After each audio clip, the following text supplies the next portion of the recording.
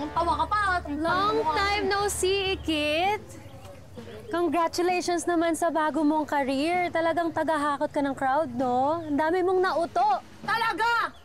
Dahil sa mga patong-patong yung mga kasalanang ginawa sa amin ng tatay ko, mga hayop pa yun. Kung ako sa inyo, hindi na ako mag-aaksaya ng oras at ng panahon.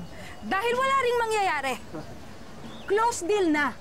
Gigibay na lahat ng mga bahay ninyo at matutuloy na ang Resort Casino Project. Hindi!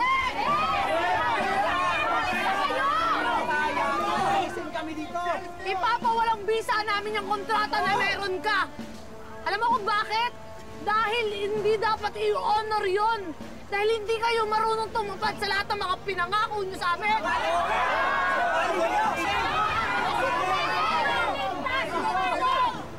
Kahit magdemanda kayo, anong tingin nyo natatakot ako? Ma-impluwensya ang mga taong nasa likod ng Resort Casino Project na to. Kaya kahit makarating pa tayo sa korte, hindi kayo mananalo! Lalaban kayo!